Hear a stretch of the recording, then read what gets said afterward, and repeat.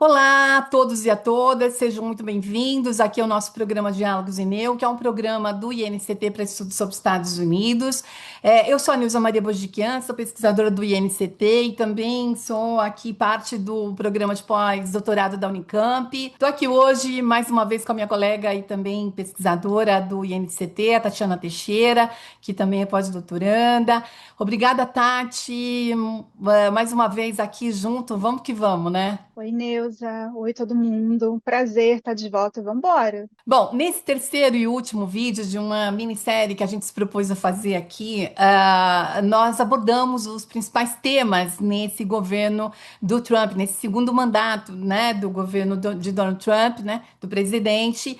E hoje eu estou aqui com uma pauta de falar um pouquinho sobre os impactos econômicos dessas políticas do Trump 2, né? E a Tatiana vai falar dos impactos, ou melhor, das medidas, né, das instituições ah, culturais, científicas e as universidades nos Estados Unidos que vêm sofrendo aí um impacto muito forte com essas medidas. Ela vai falar um pouquinho disso para a gente. Bom, então vamos lá, porque o tempo é curto e aí tem muita informação aqui, né? Muito conteúdo para a gente transmitir. Eu já começo, então, observando que analisar os efeitos econômicos das políticas adotadas por esse governo, em apenas alguns minutos aqui, não dá para ser nada profundo, né? E nada abrangente. Então, na verdade, eu selecionei aqui alguns pontos, né? Alguns poucos pontos, e eu começo falando do aumento de custo de vida nos Estados Unidos, né? Então, essa política, principalmente a política comercial do governo de Donald Trump, ela mexe, né, com nesse aspecto aí da vida, do cotidiano das famílias nos Estados Unidos, né? O ponto a destacar é que os consumidores eles estão se sentindo pior com as suas finanças hoje, nesse momento. E a gente já viu isso com o governo Biden, que afetou muito aí o resultado eleitoral, né? Que foi, na verdade, desfavorável para o governo democrata. E agora a gente está vendo, nesses primeiros meses com o governo Trump, também o impacto nesse sentido, quer dizer, está mexendo com essa sensação, com essa percepção do consumidor quanto à sua capacidade, seu poder de compra, né?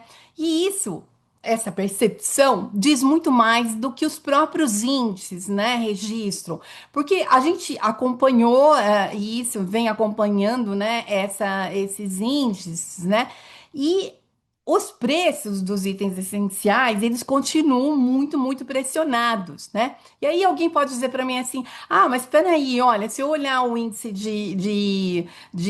a taxa de inflação, ela, no último mês ela recuou. Né? E não aumentou. Então, não estou entendendo qual é o ponto aí, justamente, né? O ponto é que grande parte do impacto das taxas aí dessa política comercial, tá? Estou me referindo às taxas de importação, ainda a grande parte ainda não foi sentida, ainda não foi, na verdade, não está refletido aí nesse índice de preços, né?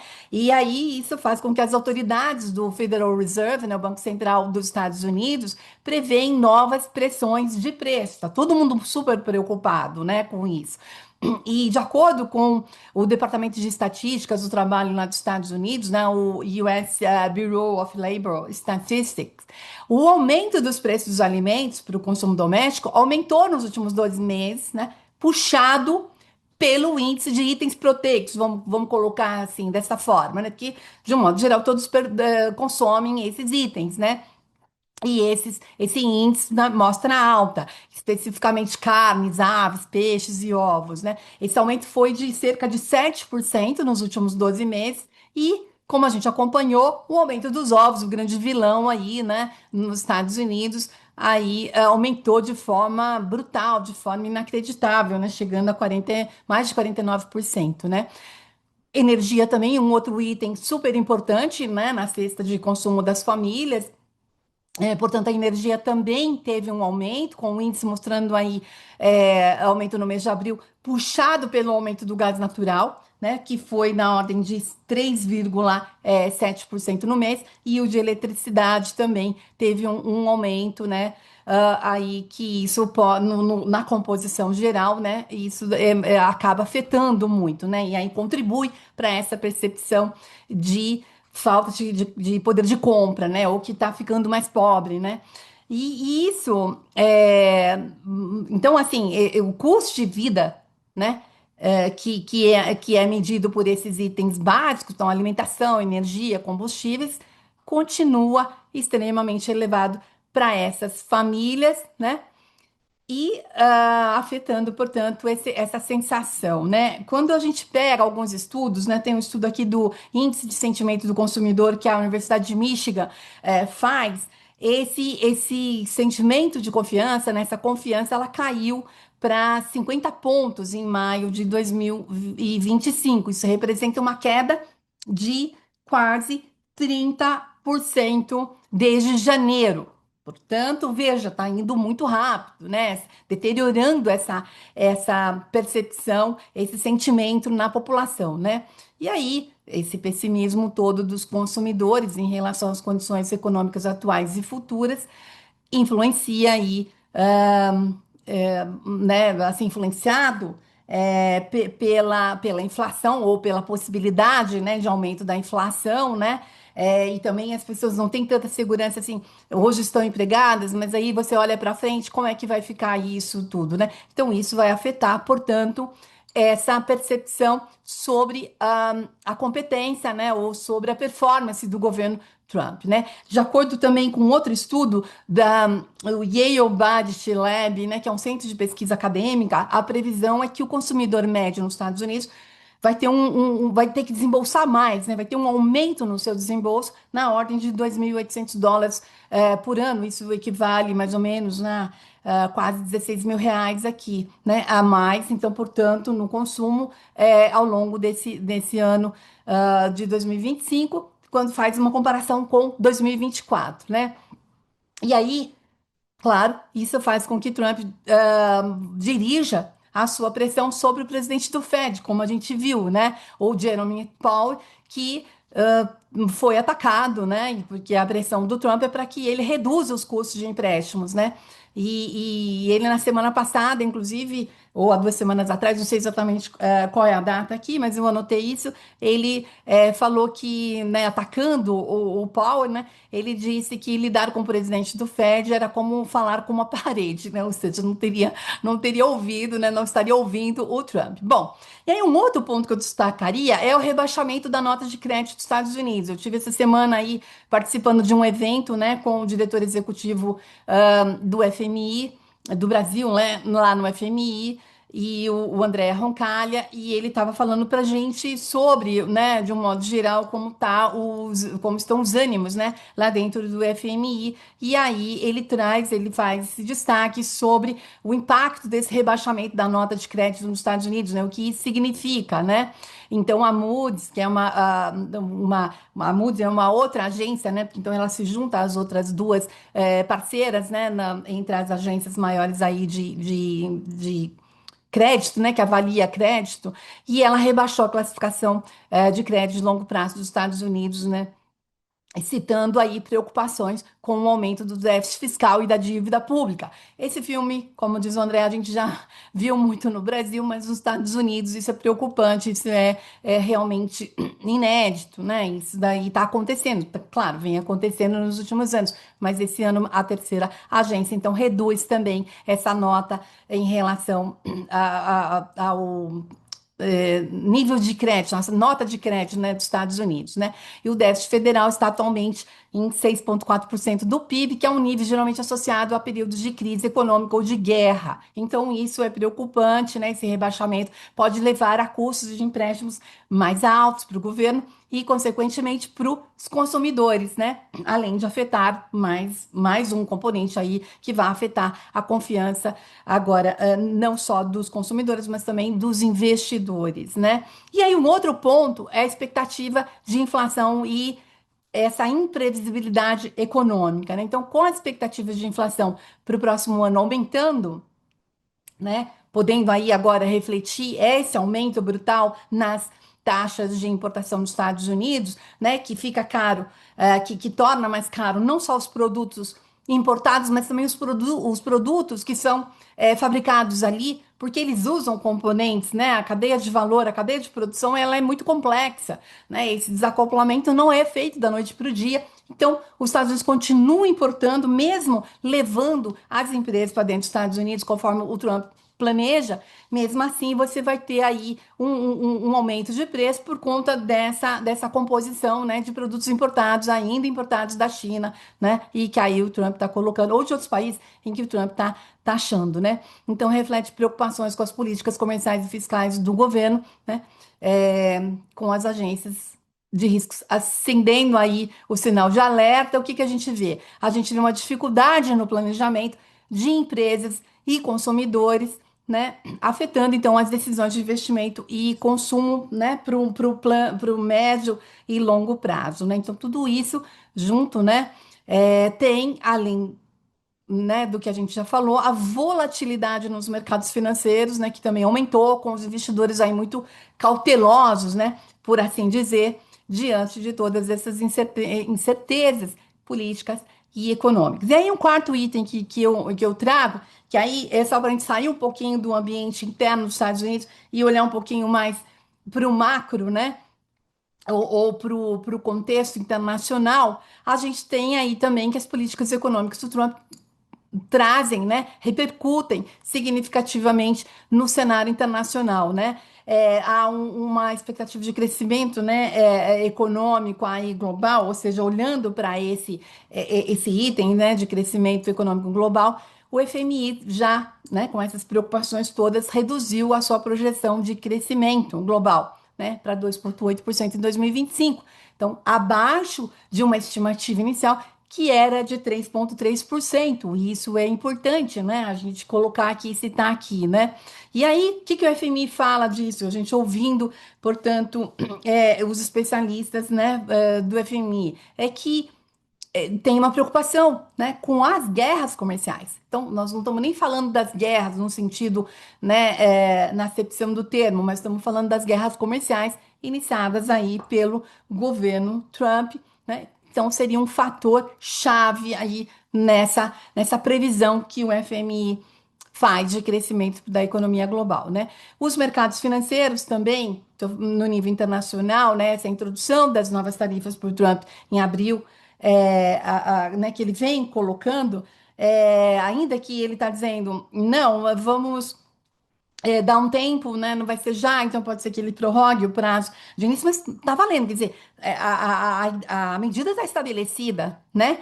E aí, então, com toda essa expectativa de introdução dessas novas tarifas, isso desencadeou uma queda significativa nos mercados de ações globais, sendo o maior declínio desde a crise de 2020, que a gente tinha ali um elemento muito importante, né? Nós vimos aí que tinha ainda reflexo tínhamos naquele momento uma mistura, né, de guerra, né, tinha Covid-19, né, então a gente tinha problemas dentro dos Estados Unidos, enfim, tudo aquilo também já tinha um cenário muito, né, pintava um cenário muito negativo, e agora a gente volta a ter isso, né, o FMI e os mercados de um modo geral colocando dessa forma ou projetando algo negativo, né? A gente já falou aqui no programa sobre isso, mas então vale a gente destacar novamente, né? E aí a gente também tem ainda ainda falando no espectro aqui internacional, né, no cenário, no contexto internacional, a confiança dos investidores internacionais, assim como tem os investidores dentro dos Estados Unidos preocupados, os investidores internacionais também estão bastante preocupados, né? Quer dizer, essas políticas comerciais aí imprevisíveis do Trump estão corroendo a confiança dos investidores, né? Não só, portanto, na economia dos Estados Unidos, e aí aumenta, então isso tem né, afeta, tem a gente, com a liberalização, né, do mercado que a gente foi vendo ao longo dos anos, então os mercados, eles, na verdade, eles se comunicam o tempo todo, então, muito menos os Estados Unidos estariam isolados de tudo isso. Então, se o centro das atenções, o centro da crise está ali, né, esse impacto ele é muito maior, né? Então aumenta aí os riscos para a estabilidade financeira global, né? E a estabilidade do sistema no sentido, né, de que as tensões, né, do sistema internacional, de que as tensões geopolíticas também elas junto aí com as tarifas, né, com essas tensões comerciais, todas estariam ali sendo afetadas, né, e representando um risco para a estabilidade de um modo geral, né? E aí o que é interessante, eu já vou encerrando aqui para passar a palavra para Tatiana, é a percepção no Brasil, né? Porque saiu também aqui uma pesquisa que revelou que 50% dos brasileiros acreditam que as políticas comerciais do Trump estão prejudicando a economia do Brasil, né? Então, o que que isso diz para a gente? Reflete aí, na verdade, preocupações semelhantes em outras economias né, emergentes, como a gente está vendo, aqui no Brasil também tem isso. Então, de um modo geral, tentei ser bastante breve aqui, mas colocar esse cenário dos impactos, né? E então, fechando aqui a minha fala, o que eu noto é que as políticas econômicas implementadas pelo governo Trump em seu segundo mandato têm gerado, sim, impactos significativos na economia, né? O aumento do custo de vida, o rebaixamento da nota de crédito, então as expectativas de inflação elevadas, essa imprevisibilidade que afeta, né, os investidores e os consumidores de um modo geral, e a insatisfação no âmbito internacional, são sinais de alerta. O que o Trump vai fazer para restaurar essa confiança e garantir a estabilidade econômica do país, a gente não sabe, né? E talvez isso faça parte do jogo dele mesmo. Jogar com o imprevisto, né? Jogar com esse futuro que vai todo dia é revelado por dia, né? O que ele vai fazer, qual é o próximo passo, isso realmente se faz parte do jogo dele, né? Essa previsibilidade, portanto, essa confiança que tanto cobram, né, dos países de um modo geral. Como é que vamos lidar com tudo isso? Como é que os mercados vão lidar com isso? Como é que os governos vão lidar com tudo isso? Porque os Estados Unidos são os Estados Unidos, não é um país qualquer, né? Então vamos ver. Tatiana, eu passo a palavra então para você fazer aqui a sua análise aí sobre esse ponto o que você se propôs. Muito obrigada mais uma vez pela sua presença aqui. Menisa, voltando, né, assim, para falar da parte de sociedade, né, e, enfim, políticas DEI, né?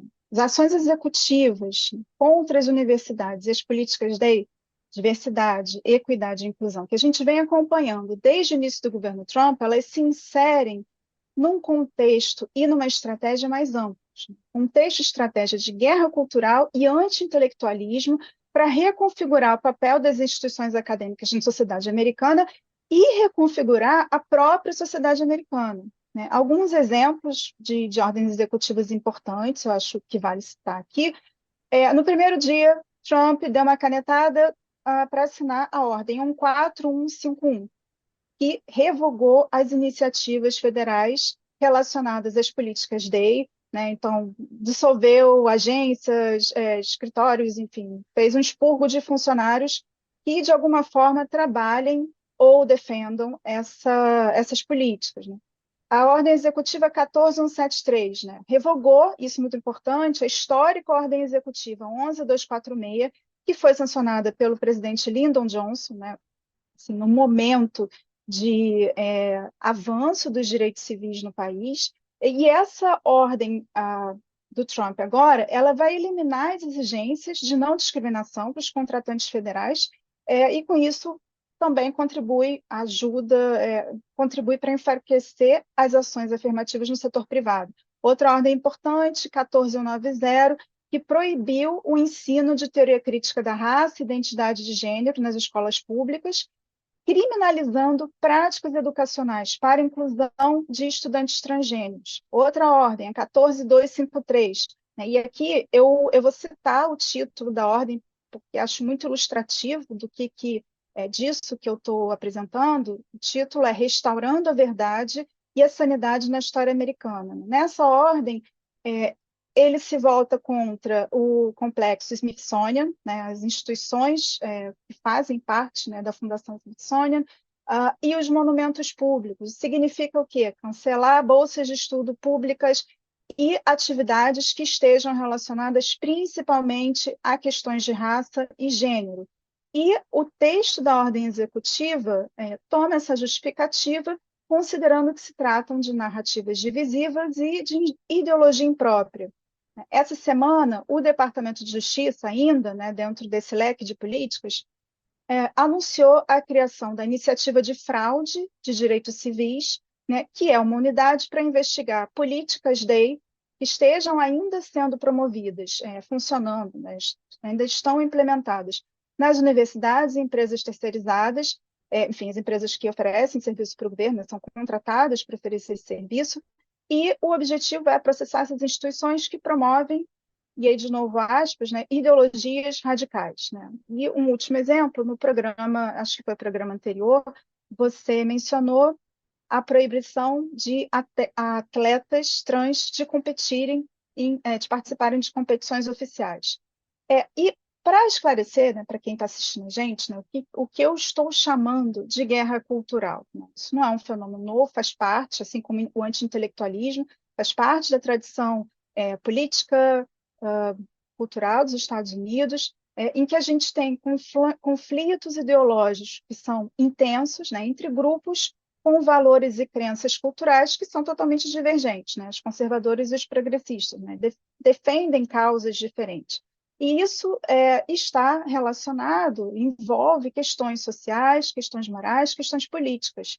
Né? Afeta também direitos civis, educação, religião, identidade de gênero, como a gente tem visto desde a posse do Trump. Na prática, o que isso vem representando, né, para a população? Primeiro, a gente tem visto uma centralização de poder absurda, né, nas mãos do executivo, com uma ampla, ostensiva repressão ao pensamento crítico, a qualquer pensamento dissidente, visando a eliminar o contraditório do discurso geral. Né? Temos também a deslegitimação de instituições acadêmicas, né? As universidades elas passam a ser vistas ou acusadas de serem centros de doutrinação radical. Então, aqui o objetivo é, principalmente, né, conseguir minar a credibilidade e a autonomia dessas instituições, né, por exemplo, com corte de recursos, de financiamento. A gente tem também, ainda, né, nesse âmbito de guerra cultural, a instrumentalização de políticas educacionais para fins ideológicos. Né? O que isso significa? Redefinir currículos e práticas educacionais de acordo com uma agenda política específica para sufocar princípios de inclusão e diversidade.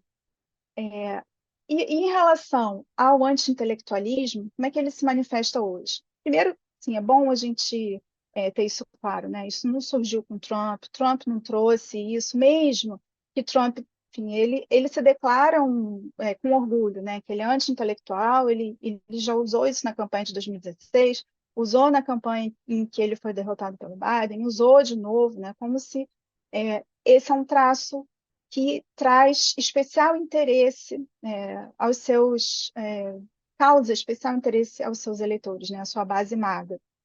E nos anos recentes, o anti-intelectualismo ele ressurgiu com bastante força nos Estados Unidos, seja nos debates sobre mudança climática, sobre vacinação ou sobre políticas educacionais, né, com vários grupos como Moms for Liberty, pedindo, por exemplo, o banimento de determinados livros, pedindo que as crianças possam ser ensinadas em casa, entre outros assuntos. Então, nesse contexto, os especialistas eles passam a ser atacados e desacreditados. Né? Então, na prática, a gente tem uma maior desconfiança em relação à ciência, em relação à academia, com a desvalorização crescente do conhecimento científico e com a percepção numa fatia que vem crescendo, né, da população de que a academia é extremamente elitista. Um outro ponto são os ataques a instituições educacionais, como a gente tem visto nas instituições de ensino, como eu já disse, com corte de financiamento, aconteceu, e isso ocupou os jornais, né, com a Universidade de Harvard, que é uma maneira de forçar, pressionar essas instituições a aderirem a essa política de fim, né, de qualquer medida ou programa que seja dedicado à diversidade, equidade e inclusão, A gente viu também o ataque à Library of Congress, né, que quem tiver em Washington, quem for a Washington, recomendo, assim, prédio belíssimo, a maior biblioteca do mundo, com mais de 178 milhões de itens, tem livro, mapa, artigo, enfim, é um universo em si mesmo, e Trump demitiu a bibliotecária responsável pela Library of Congress porque ela não está é, alinhada, né, com essa nova administração. Um outro ponto em que a gente pode ver esse anti-intelectualismo forte, né, nessa administração é uma valorização enorme do senso comum, né? A gente escuta discursos do Trump, lê os textos nas ordens executivas, e o tempo inteiro ele fala em senso comum, common sense, né? É a ênfase na valorização de opiniões populares em detrimento de especialistas, né? Desestimular o pensamento crítico, desestimular a análise aprofundada, não verificar os fatos, não buscar evidências, né? Então, é algo que a gente tem visto também nos últimos anos, que se amplifica com o uso das redes sociais, né? Então, tem uma enxurrada de fake news, de desinformação. Ambos, guerra cultural e anti-intelectualismo, eles estão ligados, são dois fenômenos que provocam tensões profundas na sociedade americana ao tratar dessas questões de identidade, autoridade e o papel do conhecimento na vida pública. Né? Queria sugerir dois livros, né, que eu acho que são importantes nesse tema. Um é Anti-Intellectualism in American Life, Anti-Intelectualismo na Vida Americana, do historiador Richard Hofstadter, e um outro que também é um clássico nessa discussão, que é Culture Wars, The Struggle to Define America, do James Hunter, né? Guerras Culturais, a Luta para Definir a América. A gente viu no primeiro programa, né, falamos do projeto 2025, e essas ações do Trump nesse governo relacionadas às políticas dele, elas estão profundamente enraizadas no projeto 2025, né, um plano para reestruturar o governo federal para poder consolidar uma agenda nacionalista cristã.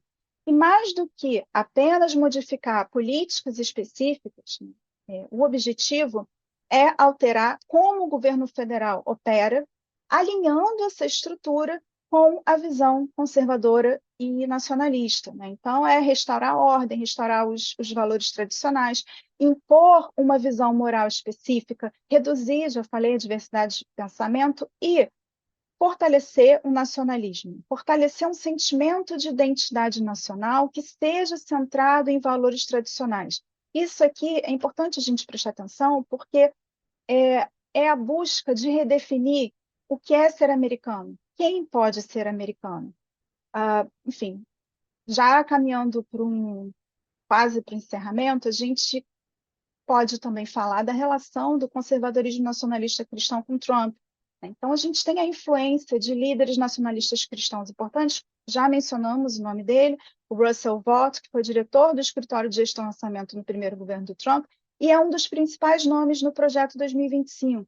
A gente também vê políticas que são alinhadas a valores religiosos específicos, uma retórica e simbologia religiosa que o governo vem usando cada vez mais na sua linguagem para poder justificar políticas e manter a adesão da base maga ao seu governo. Então, assim, para resumir, por que tudo isso é preocupante? Primeiro, porque desafia princípios democráticos estabelecidos, né? A gente vai vendo a perda de direitos civis e políticos, perda das garantias fundamentais, vemos um aumento da censura e da autocensura, né, numa tentativa de autopreservação, de manutenção da própria segurança, aumento de perseguição política, aumento de violência política. E se isso continuar nessa escalada, veremos uma fragmentação ainda maior do tecido social, mais marginalização e mais exclusão de grupos minoritários, com aumento da pobreza.